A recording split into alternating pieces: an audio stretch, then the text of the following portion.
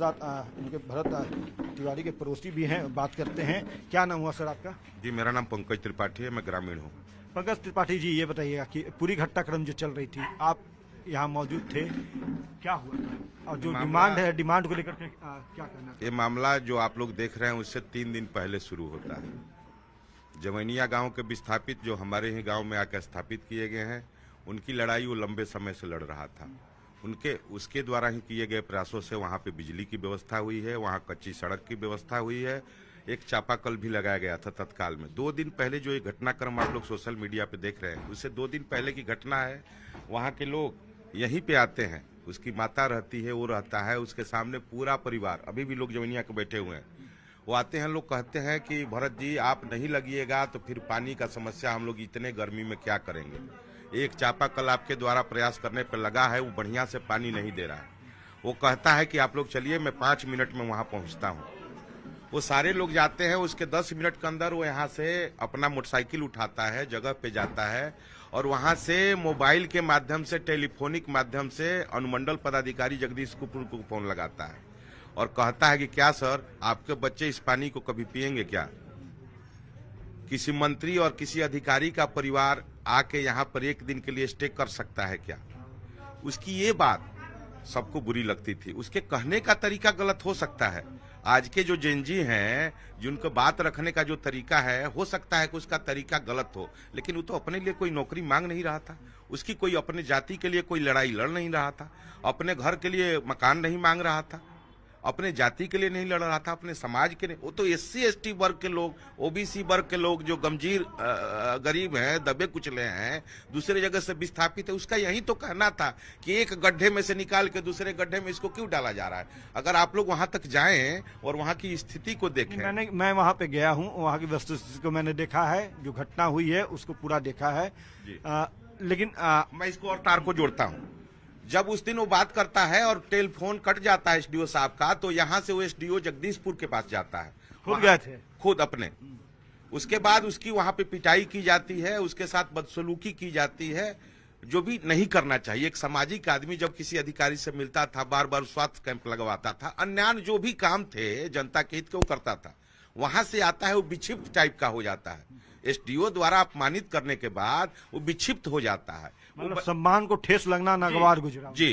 वो बच्चा जो गले में एक सोने का लॉकेट जो उसकी माता ने उसके जन्मदिन पे उसको दिया था, उसको बेचता है।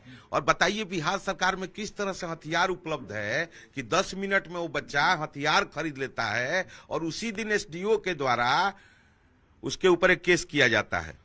उसकी पिटाई के बाद SDO साहब के द्वारा उसके ऊपर पहला केस किया जाता है।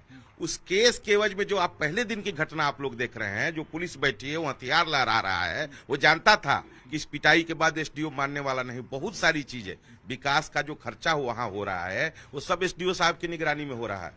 तो मामला कुछ न कुछ तो ऐसा जरूर है कि वो जान गया था। SDO साहब केस करते हैं, पुलिस यहाँ आती है, वो पुलिस के साथ जाने के लिए तैयार नहीं होता है। वो कहता है कि तुम लोग भ्रष्टाचारी हो, तुम लोग चोर हो, जो बलात्कारी है उसको तुम पकड़ नहीं पाते हो, साले हमको पकड़। अब ये सारी चीजें सोशल मीडिया पे है। जब उसके हाथ में हथियार होता है तब उसको पुलिस नहीं पकड़ पाती है।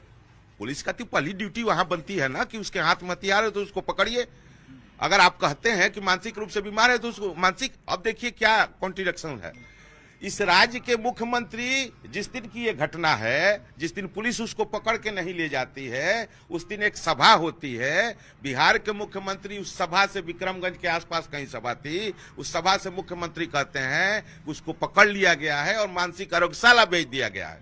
जिस दिन वो नहीं पकड़ा जाता है, उसके बाद उसका एक सोशल मीडिया पे शाम को वीडियो आता है, वो कहता है कि मुख्यमंत्री हमको पकड़ लिया दिखाते हैं, लेकिन मैं यहां हूं। ये बिहार का कैसा मुख्यमंत्री, मैं पूरी बातों को लाइन से जोड़ देता हूं, कैसा मुख्यमंत्री झूठ बोल रहा है। दूसरे दिन, जिस दिन की ये घटना है, उस दिन मुख्यमंत्री जी पटना के आसपास किसी सभा में होते हैं और जिस समय इसकी लाइव हत्या होती है, उसकी मां देख रही होती है, हमारे गांव के लोग देख रहे हैं, विस्थापित देख रहे हैं।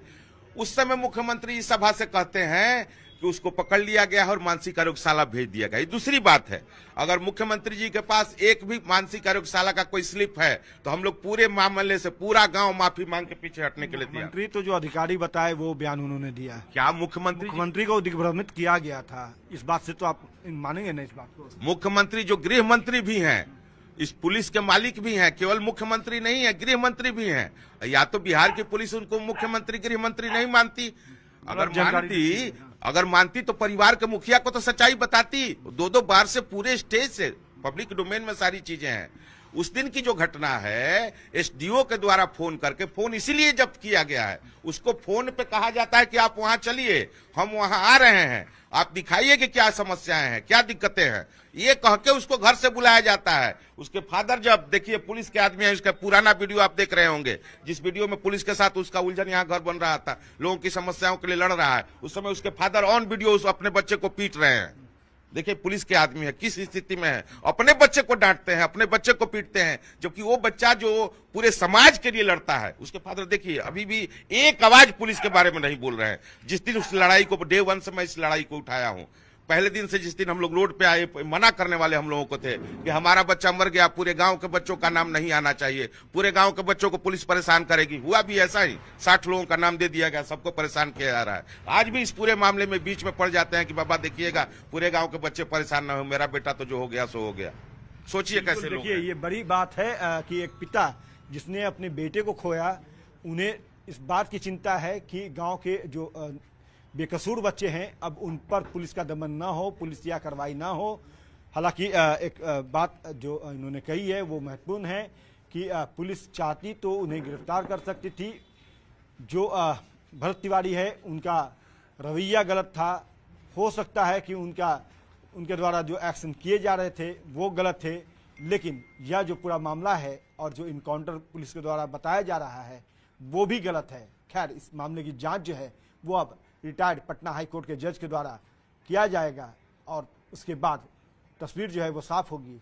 क्या उसमें जो है इस परिवार को उस जांच के बाद न्याय मिलती है या नहीं मिलती है। हालांकि मृतक की मां जो है वो चाहती है कि दोषी पुलिसकर्मियों को फांसी हो। अब यह टीम जो है, जांच डेलीगेशन जो है वो क्या तय करता है, यह देखना बेहद महत्वपूर्ण होगा। आरा से चंदन कुमार के साथ और कैमरा पर्सन अजय दुबे के साथ अमित कुमार, न्यूज़ 18 आरा।